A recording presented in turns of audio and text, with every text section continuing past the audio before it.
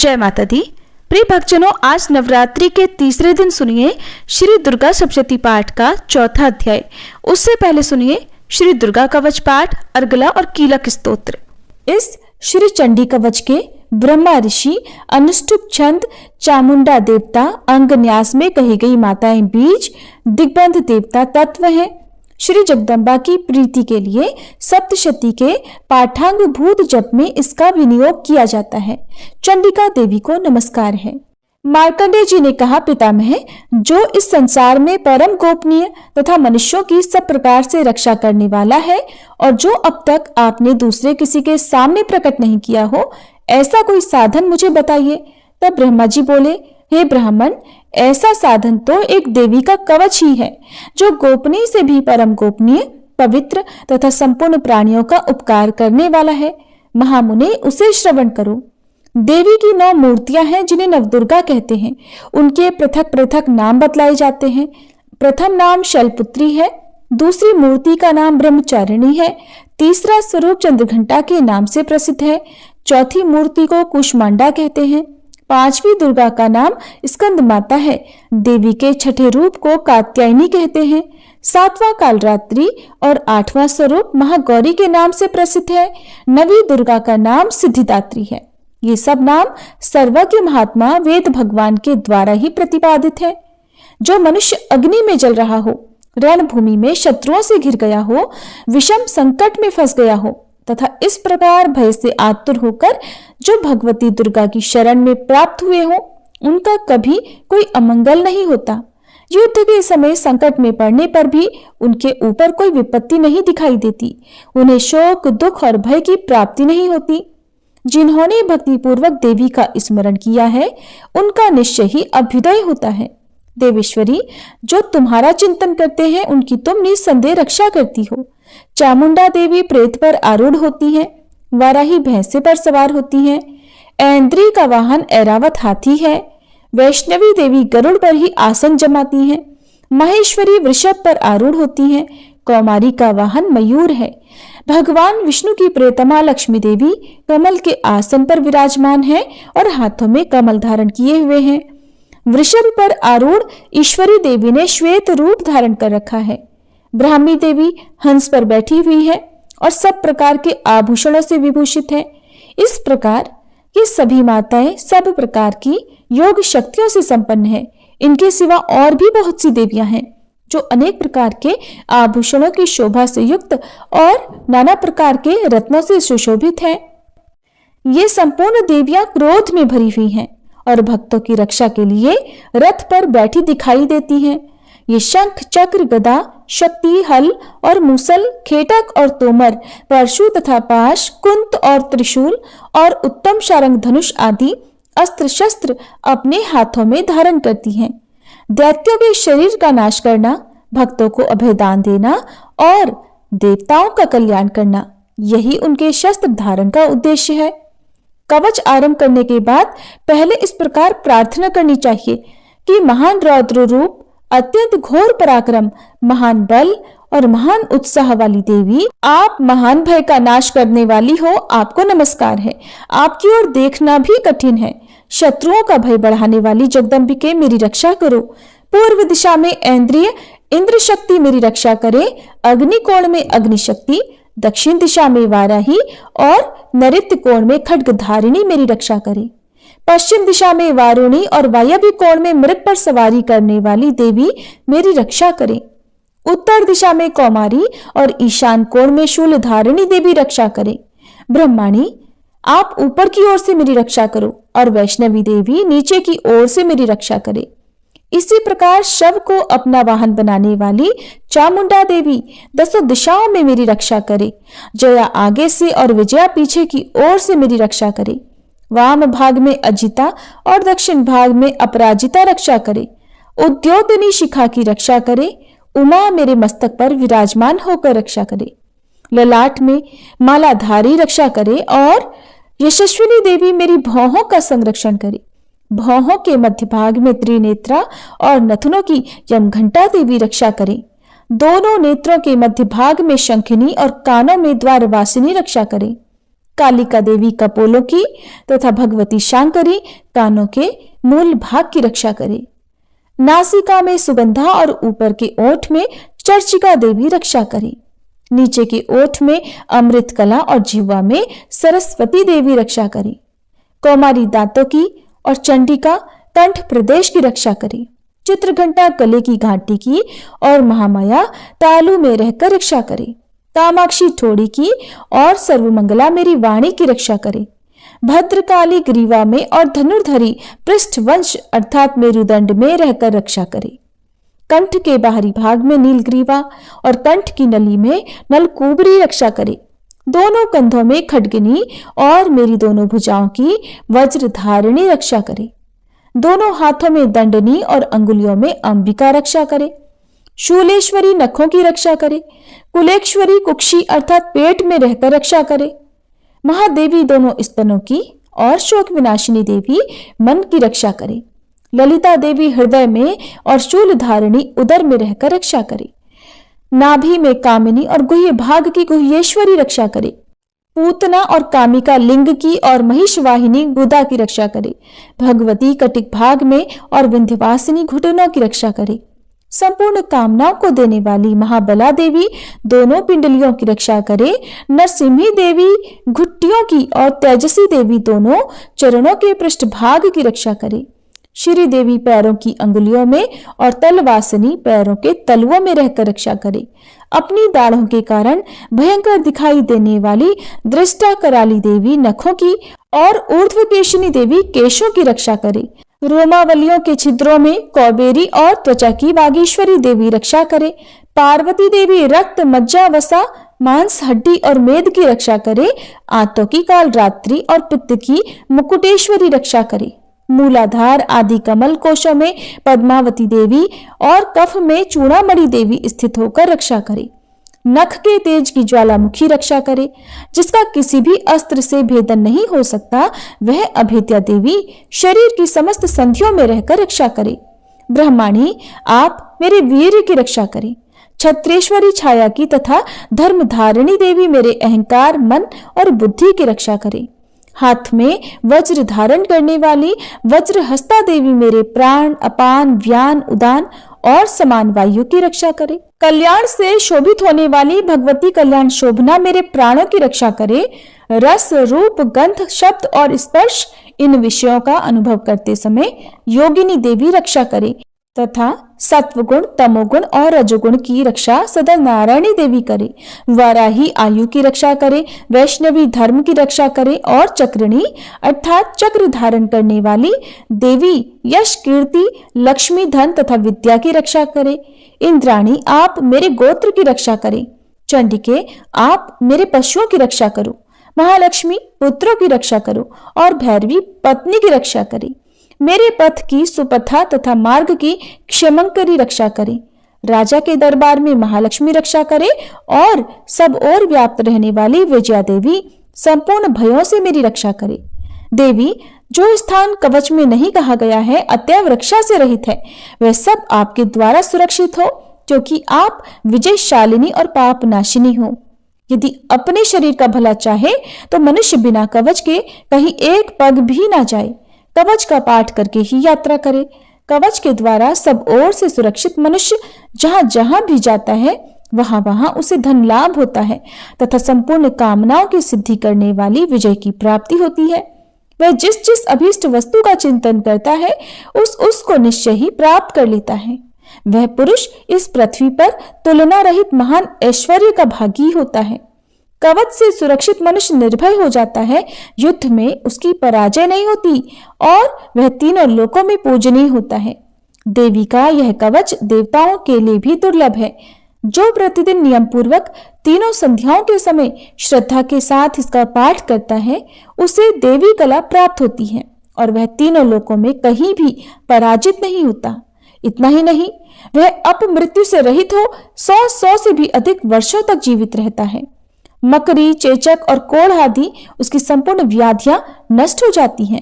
कनेर भांग अफीम धतूरे आदि का स्थावर विष सांप और बिच्छू आदि के काटने से चढ़ा हुआ जंगम विष तथा अहिफेन और तेल के संयोग आदि से बनने वाला कृत्रिम विष, ये सब प्रकार के विष दूर हो जाते हैं, उनका कोई असर नहीं होता। इस पृथ्वी पर मारण मोहन आदि जितने अभिचारी के प्रयोग होते हैं तथा इस प्रकार के जितने मंत्र यंत्र होते हैं, वे सब इस कवच को हृदय में धारण कर लेने पर उस मनुष्य को देखते ही नष्ट हो जाते हैं। यही नहीं, पृथ्वी पर विचरने वाले ग्राम देवता, आकाशचारी देव विशेष, जल के संबंध से प्रकट होने वाले गण, उपदेश मात्र से सिद्ध होने वाले निम्न कोटि के देवता, अपने जन्म के साथ प्रकट होने वाले देवता, कुल देवता, माला अर्थात कंठमाला आदि, डाकिनी शाकिनी, अंतरिक्ष में विचरने वाली अत्यंत बलवती भयानक डाकिनियां, ग्रह भूत पिशाच यक्ष गंधर्व राक्षस, ब्रह्म राक्षस, बेताल कुष्मांड और भैरव आदि अनिष्टकारक देवता भी हृदय में कवच धारण किए रहने पर उस मनुष्य को देखते ही भाग जाते हैं। कवचधारी पुरुष को राजा से सम्मान वृद्धि प्राप्त होती है। यह कवच मनुष्य के तेज की वृद्धि करने वाला और उत्तम है। कवच का पाठ करने वाला पुरुष अपनी कीर्ति से विभूषित भूतल पर अपने सुयश के साथ साथ वृद्धि को प्राप्त होता है। जो पहले कवच का पाठ करके उसके बाद सप्तशती चंडिका का पाठ करता है, उसकी जब तक वन पर्वत और काननों सहित ये पृथ्वी टिकी रहती है, तब तक यहाँ पुत्र पौत्र आदि संतान परंपरा बनी रहती है।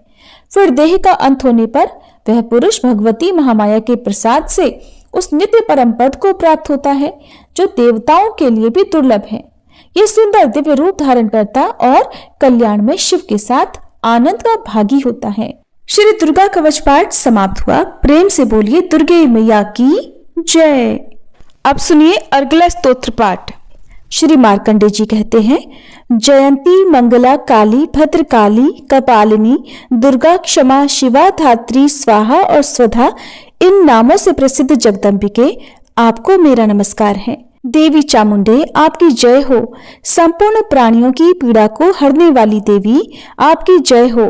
सब में व्याप्त रहने वाली देवी आपकी जय हो। काल रात्रि आपको नमस्कार है। मधु और कैटभ को मारने वाली तथा ब्रह्मा जी को वरदान देने वाली देवी आपको नमस्कार है। आप मुझे रूप दो, जय दो, यश दो और काम क्रोध आदि शत्रुओं का नाश करो। महिषासुर का नाश करने वाली तथा भक्तों को सुख देने वाली देवी आपको नमस्कार है। आप रूप दो, जय दो, यश दो और काम क्रोध आदि शत्रुओं का नाश करो। रक्त बीज का वध और चंड मुंड का विनाश करने वाली देवी आप रूप दो, जय दो, यश दो और काम क्रोध आदि शत्रुओं का नाश करो। शुंभ और निशुंभ तथा धूम्रलोचन का मर्दन करने वाली देवी आप रूप दो, जय दो, यश दो और काम क्रोध आदि शत्रुओं का नाश करो। सबके द्वारा वंदित युगल चरणों वाली तथा संपूर्ण सौभाग्य प्रदान करने वाली देवी आप रूप दो, जय दो, यश दो और काम क्रोध आदि शत्रुओं का नाश करो। देवी आपके रूप और चरित्र अचिंत्य हैं। आप समस्त शत्रुओं का नाश करने वाली हो। रूप दो, जय दो, यश दो और काम क्रोध आदि शत्रुओं का नाश करो।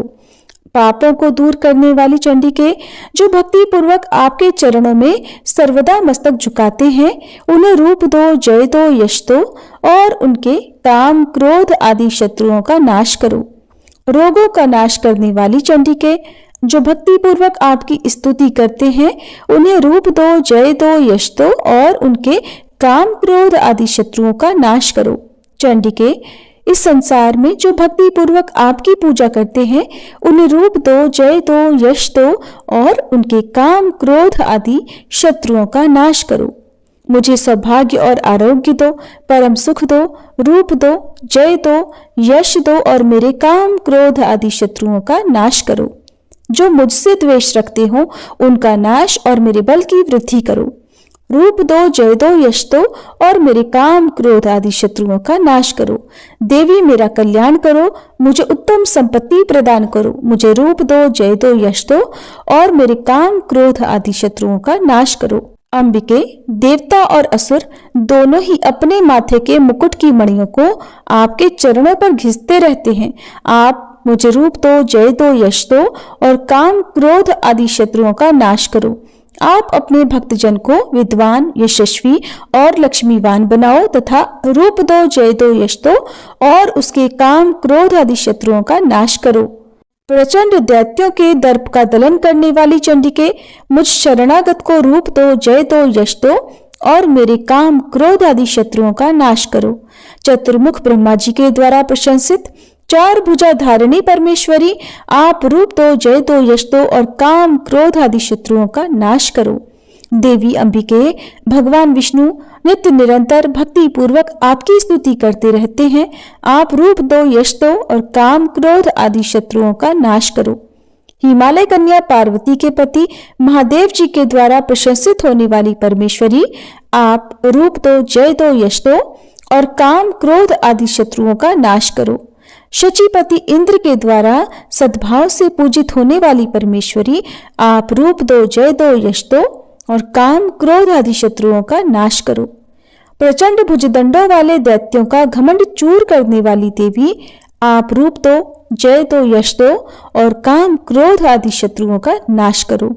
देवी अंबिके, आप अपने भक्तजनों को सदा असीम आनंद प्रदान करती रहती हो। मुझे रूप दो, जय दो, यश दो और मेरे काम, क्रोध आदि शत्रुओं का नाश करो।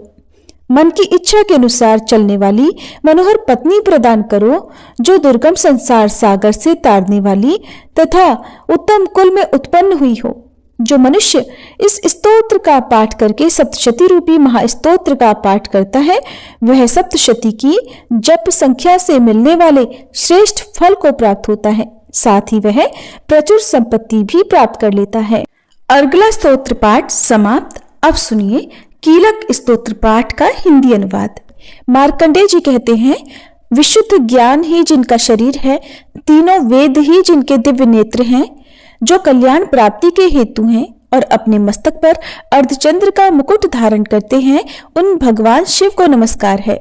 मंत्रों का जो अभी कीलक है, अर्थात मंत्रों की सिद्धि में विघ्न उपस्थित करने वाले शाप रूपी कीलक का जो निवारण करने वाला है, उस सप्तशती स्तोत्र को संपूर्ण रूप से जानना चाहिए और जानकर उसकी उपासना करनी चाहिए।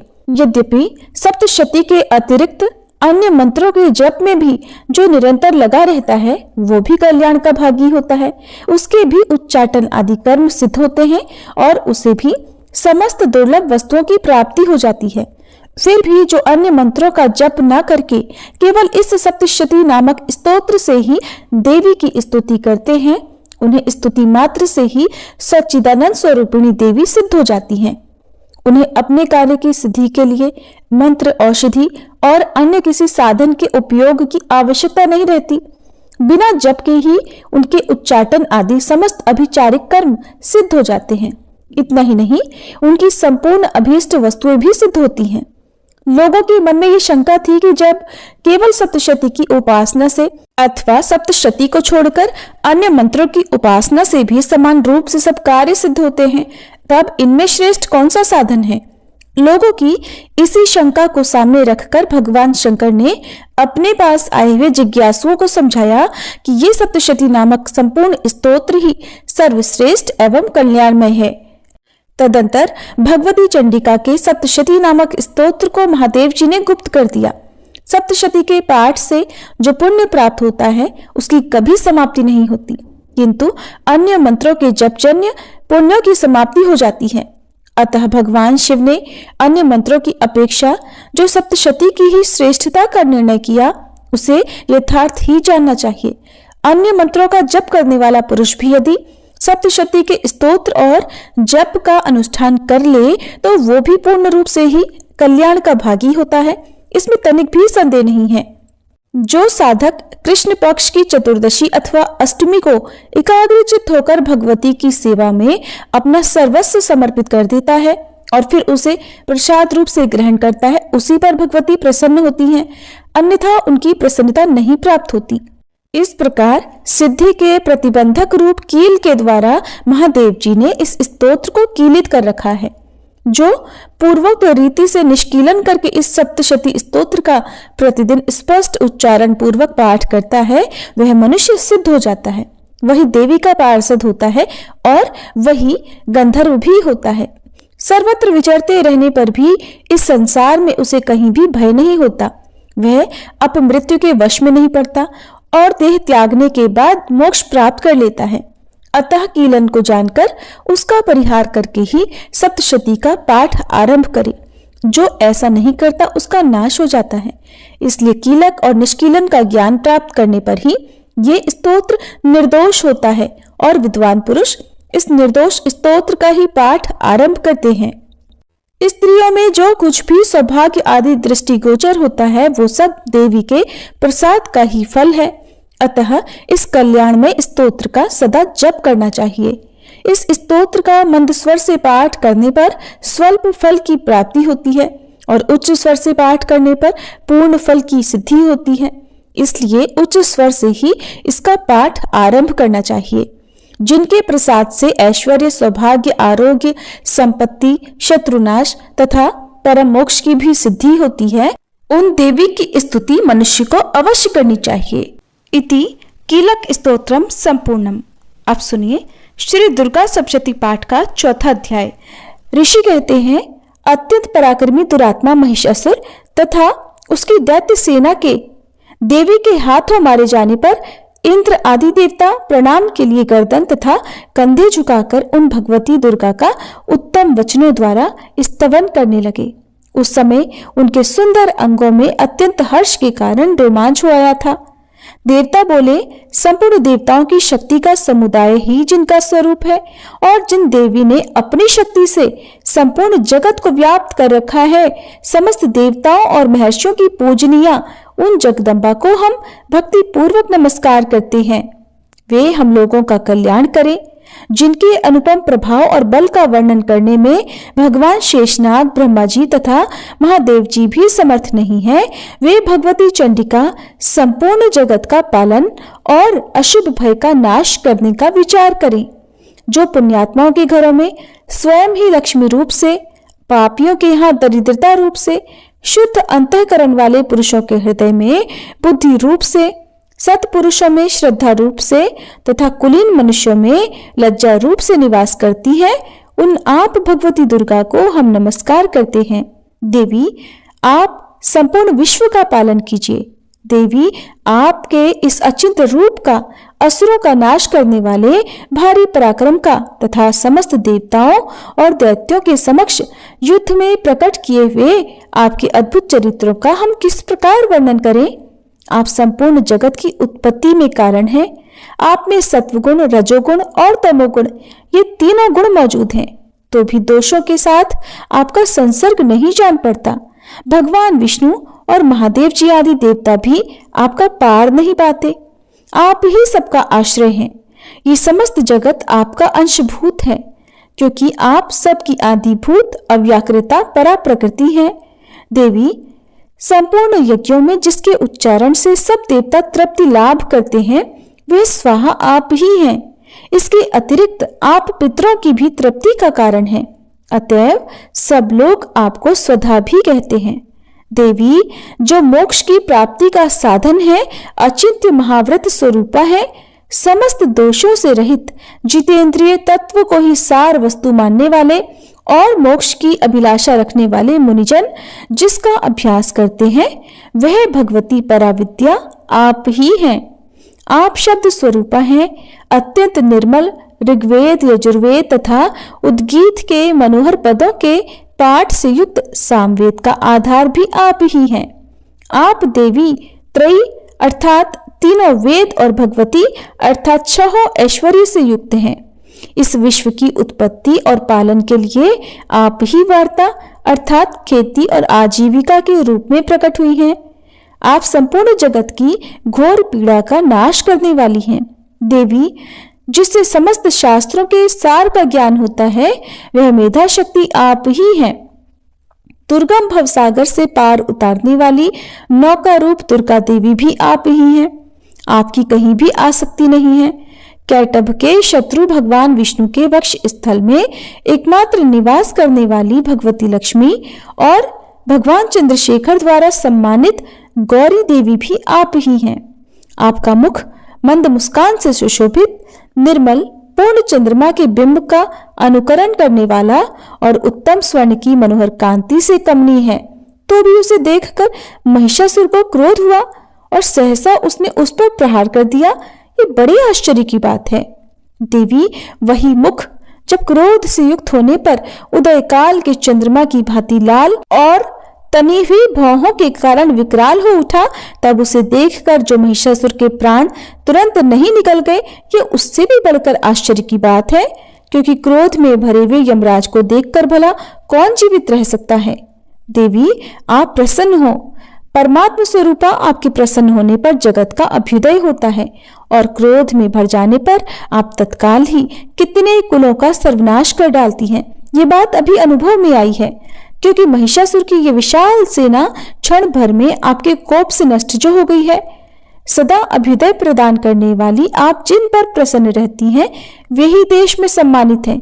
उन्हीं को धन और यश की प्राप्ति होती है, उन्हीं का धर्म कभी शिथिल नहीं होता और वे ही अपने हष्ट पुष्ट स्त्री पुत्र और भृत्यों के साथ धन्य माने जाते हैं।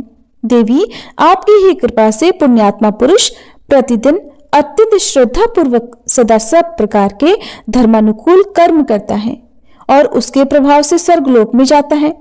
इसलिए आप तीनों लोकों में निश्चय ही मनोवांछित फल देने वाली हैं। माँ दुर्गे आप स्मरण करने पर सब प्राणियों का भय हर लेती हैं और स्वस्थ पुरुषों द्वारा चिंतन करने पर उन्हें परम कल्याणमयी बुद्धि प्रदान करती हैं। दुख दरिद्रता और भय हरने वाली देवी आपके सिवा दूसरी कौन है, जिसका चित्त सबका उपकार करने के लिए सदा ही दयाद्र रहता हो।